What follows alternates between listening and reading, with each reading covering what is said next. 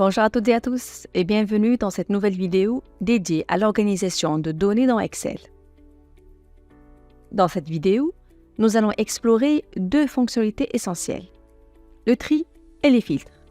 Ces outils puissants vous permettront de trier et d'analyser vos données en toute simplicité. Commençons par trier vos données pour les organiser de manière logique. Reprenons notre exemple sur les résultats des étudiants. Supposons que vous voulez trier vos données selon l'ordre alphabétique des noms des étudiants. Commencez par sélectionner la plage de données que vous souhaitez trier. Dans notre exemple, c'est la colonne étudiant qui contient le nom et le prénom. Ensuite, allez dans l'onglet Données dans le ruban Excel. Cliquez sur Trier par ordre croissant dans le groupe Trier et filtrer. Vous voyez bien que les données sont maintenant triées par ordre alphabétique des noms des étudiants. On peut faire la même chose pour la colonne date de naissance ou pour la colonne moyenne pour classer les étudiants selon la moyenne obtenue.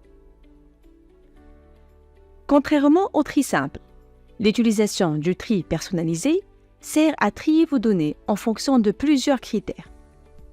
Pour bien illustrer l'utilisation de cet outil, nous allons dupliquer notre feuille afin de créer une copie des données sans toucher à notre tableau initial.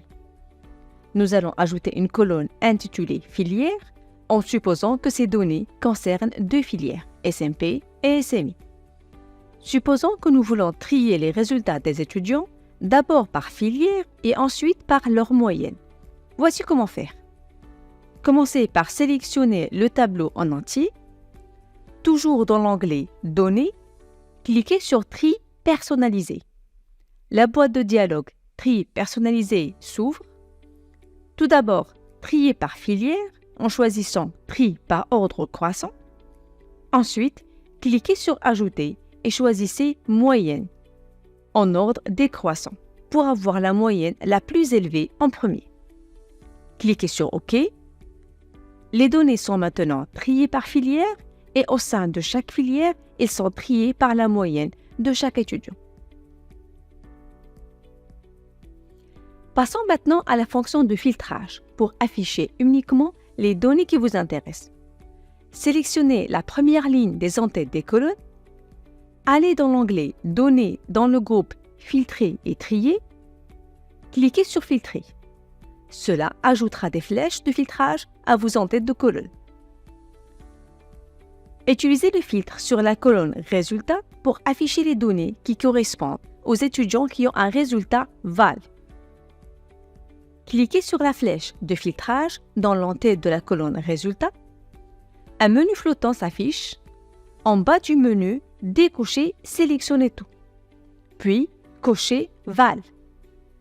Puis, cliquez sur le bouton « Appliquer » pour avoir uniquement la liste des données des étudiants qui ont un résultat VAL. Répétez les mêmes étapes si vous avez besoin d'avoir la liste des étudiants qui ont comme résultat RAT. Supposons cette fois-ci qu'on a besoin d'avoir la liste des étudiants qui ont une moyenne supérieure ou égale à 10. Alors, cliquez sur la flèche de filtrage dans l'en-tête de la colonne Moyenne. Un menu flottant s'affiche. Dans Filtre numérique, cliquez sur Supérieur à. La boîte Filtre personnalisé s'ouvre.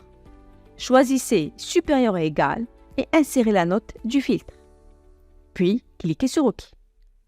Et répétez les mêmes étapes si vous avez besoin d'avoir la liste des étudiants qui ont une note inférieure à 10. Pour résumer, les tris et les filtres sont à la base de nombreuses tâches analytiques dans Excel et peuvent vous faire gagner énormément de temps et d'efforts. N'hésitez pas à vous entraîner avec ces fonctionnalités pour maîtriser pleinement leur potentiel. C'est tout pour cette vidéo. Merci de l'avoir regardée.